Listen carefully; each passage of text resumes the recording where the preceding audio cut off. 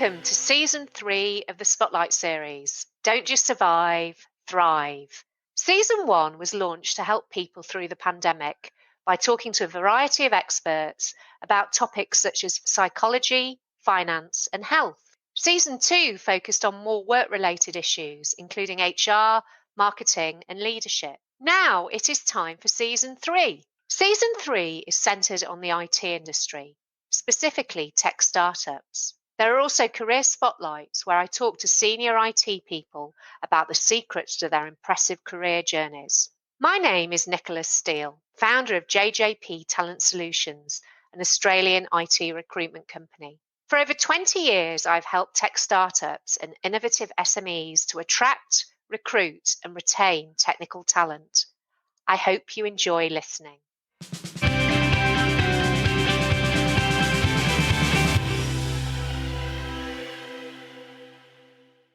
I'm delighted to introduce Ken Auer. Ken is the founder of Role Model Software in North Carolina in the US. Since the mid-1980s, Ken's passion and commitment to software craftsmanship has made him a respected leader in the creation of sustainable software and high-performance teams. He was also introduced as the father of software craftsmanship at the inaugural Software Craftsmanship North America conference in 2009. That is an incredible accolade, Ken. Well, thank you for joining me on Season 3, Episode 15 of the Spotlight series, Don't Just Survive, Thrive. I'm glad to be here. Thank you. So tell me a bit more about your background and career history. Well, I go too far back, but as a teenager, I was a baseball fan and a mathematics fan, and I wasn't a good enough baseball player to get noticed by any scouts, but I used baseball, which was a statistical kind of reproduction of a baseball season. And I spent a lot of time trying to figure out the best statistics and how to draft my teams, and I ended up clobbering everybody. And somebody said I should be a baseball statistician. So not knowing what to do as a teenager, I said, well, that sounds great. I'll write to the commissioner of baseball and see what I need to do to become a baseball statistician. So I got a letter back from him. I'm sure it was a form letter, but it's thrilling. And somewhere in the midst of that letter, it said something about computers. So I went to college, and it seemed like the right thing to do at the time, and studied computer science, and I was attracted more to the software side of things than other parts of computer science. And somewhere in the middle of that, my roommate convinced me I should get a minor in management. So I did, which turned out to be one of the best things I did in college. And so when I graduated, after being in upstate New York, which is a cold part of the States, I thawed out in Florida for a few seasons and was introduced to something that was revolutionary at the time. This is back in the 80s. So graphical user interfaces, object-oriented software, all was brand new. And I was introduced to a language called Smalltalk, which is kind of the father of many of those things. And somewhere in the midst of that, believe it or not, in building that, a couple of the guys at my work wanted to play Stratomatic baseball. So I built a program with Smalltalk to figure out my statistics so I could slaughter them too. And that's all I had to do with baseball since then. But so eventually wanted to start a family, moved to North Carolina, and became the fourth employee at a small software consultancy called Knowledge Systems, which became an industry leader in this technology that was so fledgling, and had a lot of great software built by talented people. Got to really work with innovators at the time, people who were trying to say, how do we use this crazy new technology I hear is coming out? Just got to work with a lot of the folks in the late 80s, early 90s, and just had a lot of experience there.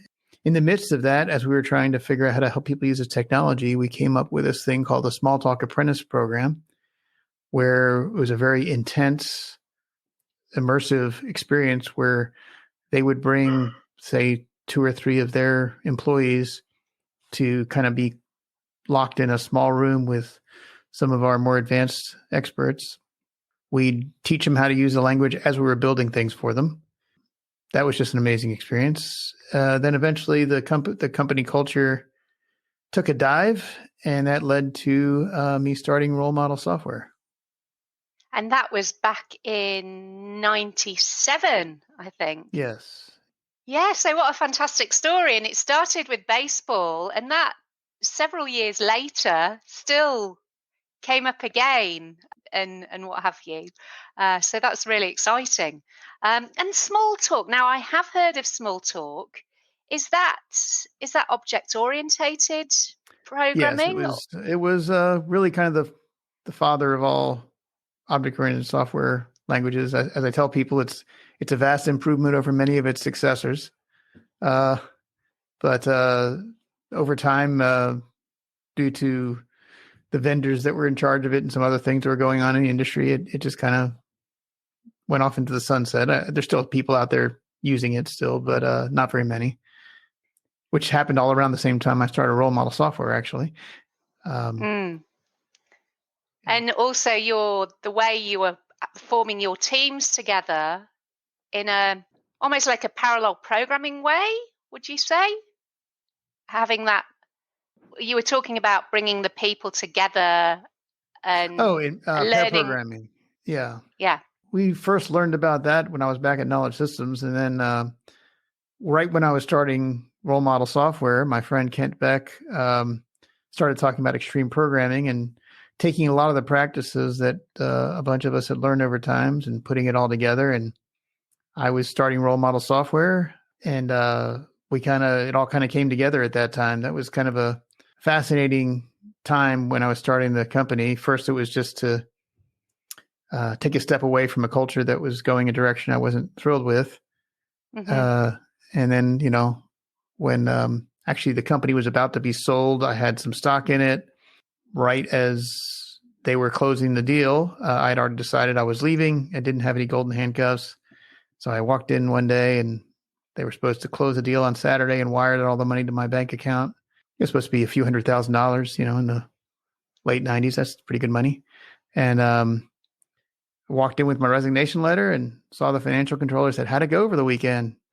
He said, "The deal fell through." I said, "You're kidding." He said, "I wish I was." So I called my wife, and she said, "How'd it go over the weekend?" And I said, "The deal fell through." She said, "You're kidding." I said, "I wish I was." She said, "So what are we going to do?" I said, "We're going to start our new business with a lot less money and a lot more faith." So we did that. And this is back in 97. 97, yes. Yeah. And this was really a very pivotal point in my life, having really struggled with staying at the company that I loved so much, years earlier, and seeing that the culture was going in a direction that was very different than what I came to join. And having small children, trying to figure out how do I continue in my career without having to travel all over the country and beyond. Chance to visit Australia when I was consultant. So the really just kind of decided to do something different, and felt like God was teaching me a lot of things at that time. Had been through some church leadership training, had seen that Small Talk apprenticeship program, which was just a phenomenal experience at Knowledge Systems. A lot of my own journey led me to, we started homeschooling our children, which was kind of unusual at the time. And it really led me to start questioning how to create my own team. A few years earlier, I had been part of the Hillside Group, which is a bunch of thought leaders in the industry that started talking about software patterns. And we just did these amazing immersive times together. We'd just get away for a few days and try to do something great. And always fell short of the goal, but still accomplished a lot. And at UPSLA 98, which is a big conference for software thought leaders, me and a few other colleagues started this workshop called Software as a Studio Discipline. Extreme programming was happening, and software as a studio discipline was the idea of how do we get a bunch of people together to build great software? And basically left that workshop, saw one of the guys I co-authored it with, and said, I figured out what I'm doing with my new business. I'm going to build the world's first extreme programming software studio, and we're going to make this thing that we just talked about real. And he looked at me like, "You're crazy." But he didn't say that, but I saw it in his eyes. And but he just said, "Okay, great." And I started trying to do that. So one of the things we talked about in there was having apprentices, and I said, well, I can't afford a full-time programmer who makes lots of money. I'll hire an apprentice. Found an amazing guy who was willing to be an apprentice. I felt like, well, as long as he was just a homeschool graduate, didn't go to college. I said, great. He doesn't think he knows everything yet.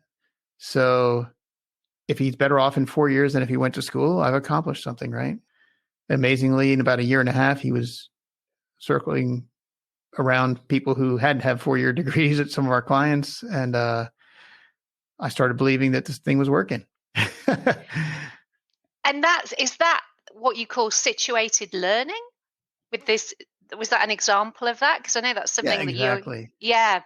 And you're a really strong believer in that. And this young guy was a great example of success there. Yes. Situated learning was something actually Bruce Anderson, who I did that workshop with, pointed me to the book called Situated Learning, which was kind of an academic book, but an academic book that studied the difference of places where people try to just learn a trade by being taught in a closed area versus being in an area where they could actually observe the experts, and just radical change and difference. And, Albert Einstein said, example isn't just a way to teach, but the only way to teach, which may be an extreme statement, but certainly seen that that's the case. In the Small Talk Apprentice program we did when I was at Knowledge Systems, we would see people who went through a couple classes and a year later had been working on their own, versus the people that we put into this immersive program in 3 months, that when they came out of that 3 months of immersion, they were outperforming the folks who'd been at it a year without being able to work side by side with the experts and observing and picking up their habits and being able to talk through them and having deep penetrating questions like, why did you do that? And now the expert had to figure out, why did I do that? Let me explain to them why, how do I summarize years of experience that has taught me this? Absolutely. I mean, it's like driving a car, isn't it? When you explain to your kids, it's actually really difficult because you're doing it automatically. As in, you do it without thinking. Like if you're a really experienced programmer, actually, how did I do that? So really breaking it down and everything. So it's taking learning on the job to a whole new level and really learning from the experts there. And you are really focused on building high performing teams, which I love doing that as well. So what do you think are the 3 crucial characteristics to becoming a high performer?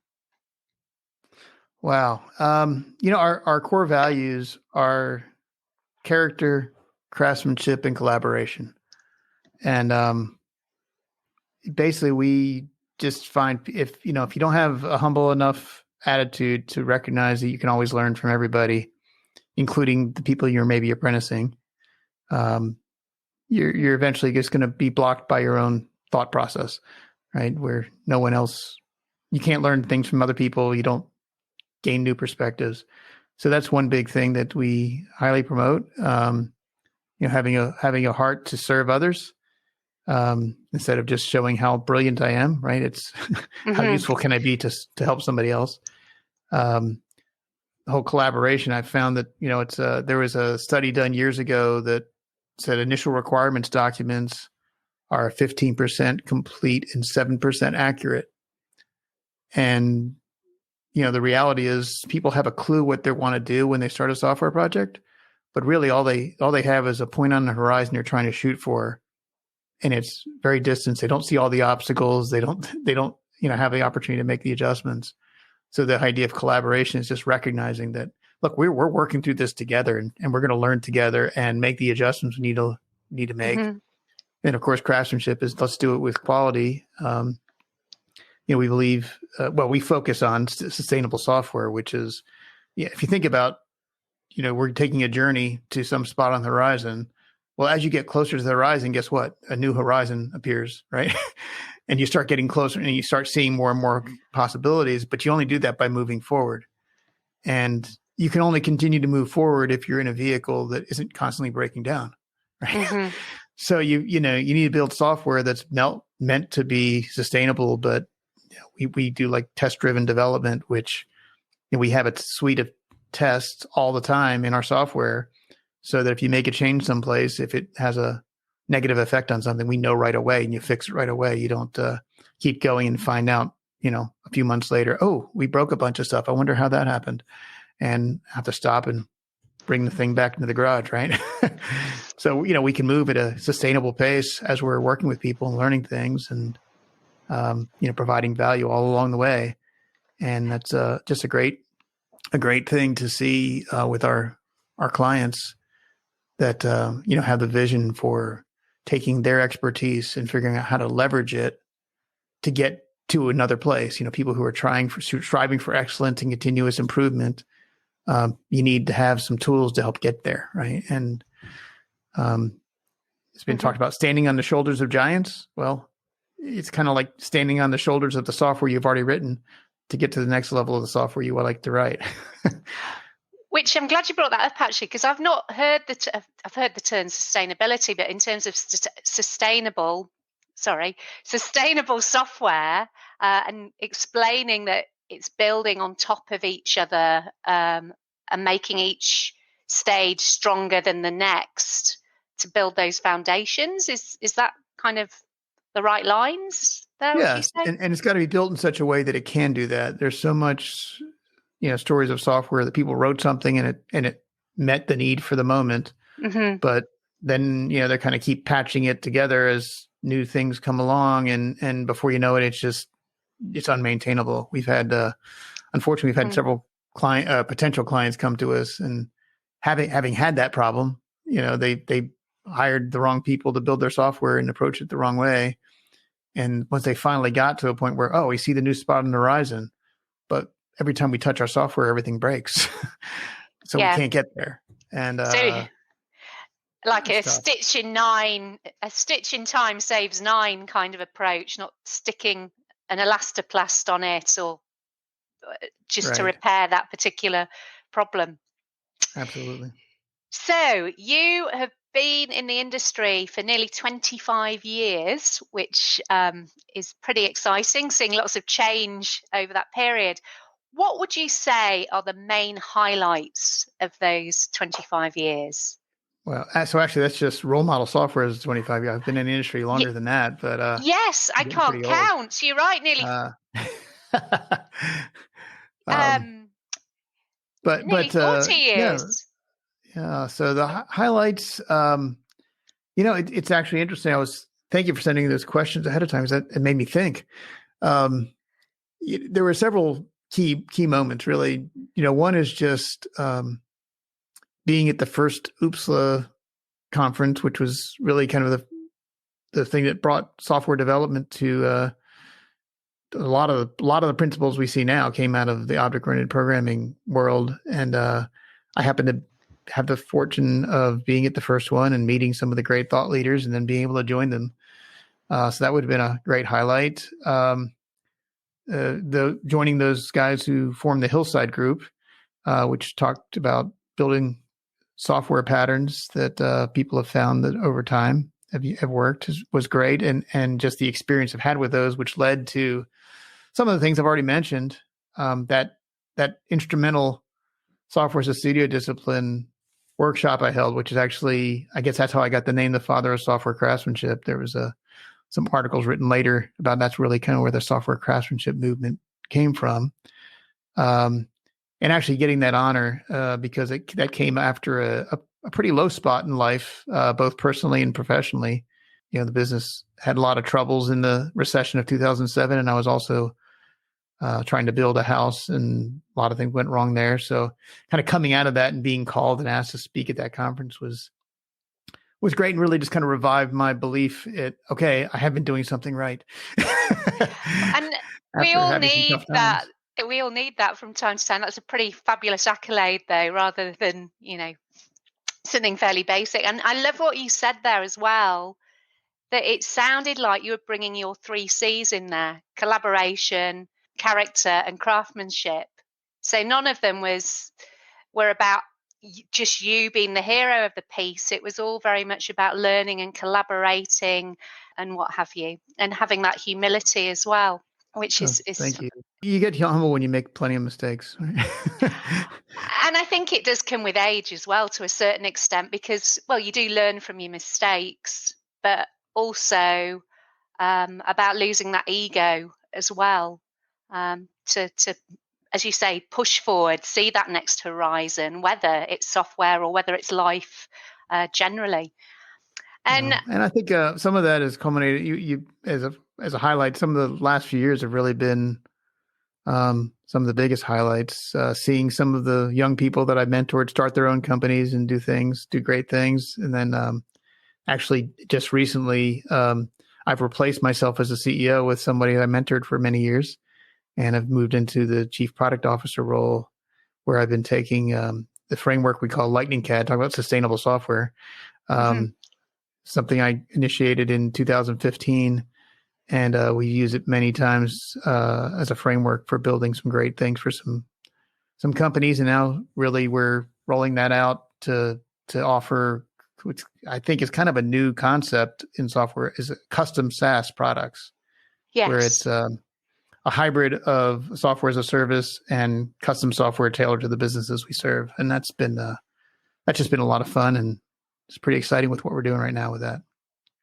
That's brilliant. And also growing people as well, growing yourself out of, not growing yourself, but growing somebody to grow you out of the job, so to speak, which is great. And you alluded to some of the challenges that you had back in 2007 with the recession and your own personal situation with regards to building a house. But anything else, any other challenges that you've overcome over your career?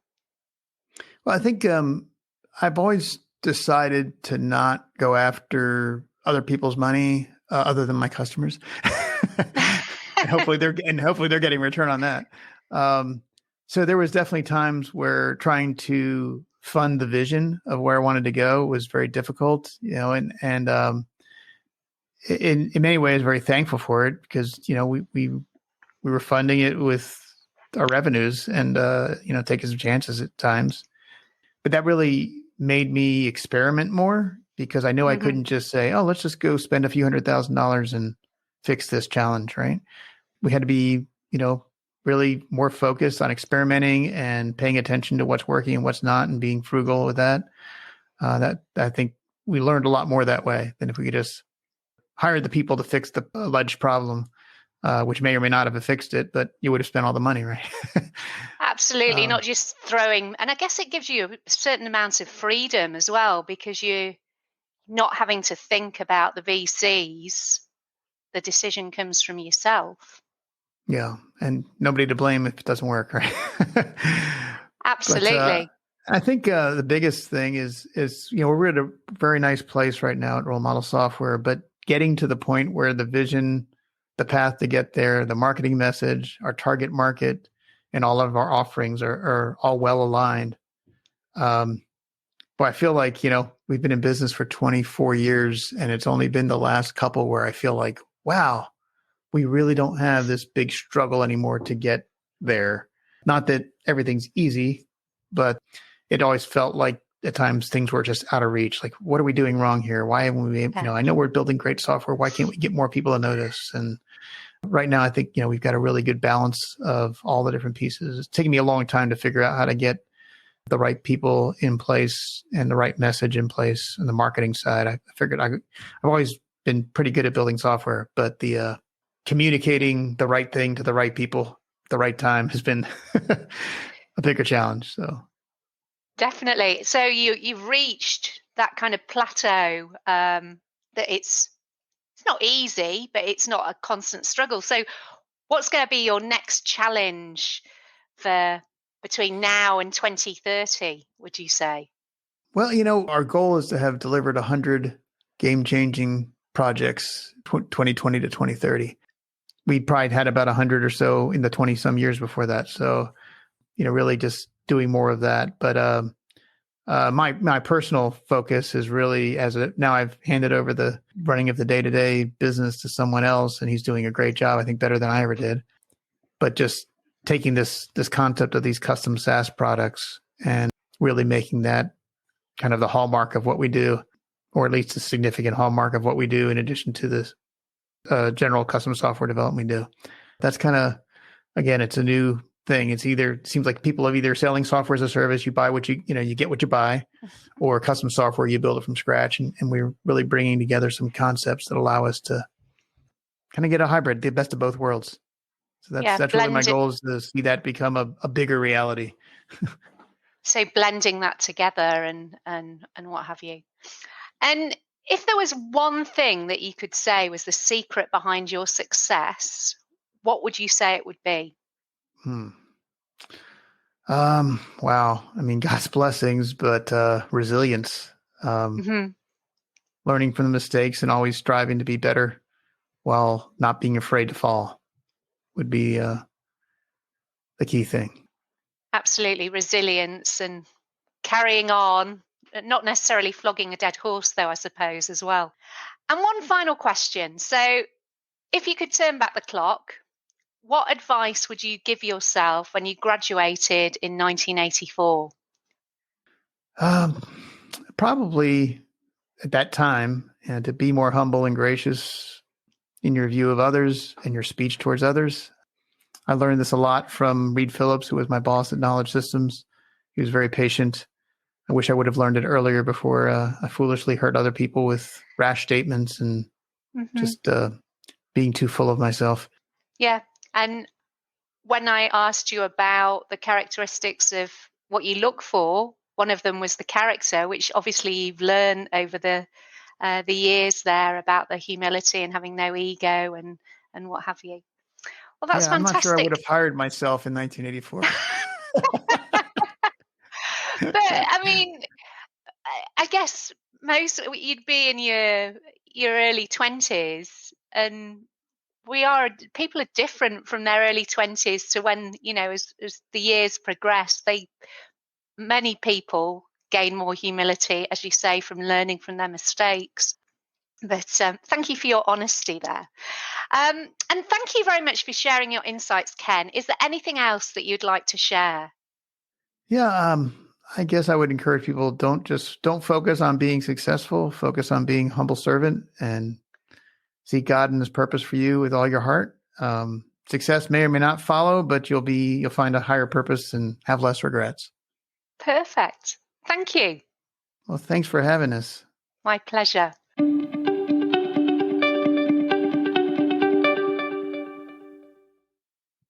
I hope that you enjoyed this episode. Please remember to subscribe, rate, and review. If you're looking for career advice, your next career opportunity, or to grow your tech team, then please call me, Nicholas Steele, on 0499 773 546, or go to our website, jjptalent.com.au. The Don't Just Survive, Thrive podcast is part of the Spotlight series, which includes the YouTube channel, Spotlight on Software Development. If you want more insights into the software industry, particularly tech startups, then subscribe to the Spotlight on Software Development YouTube channel. Thank you for listening. Until next time.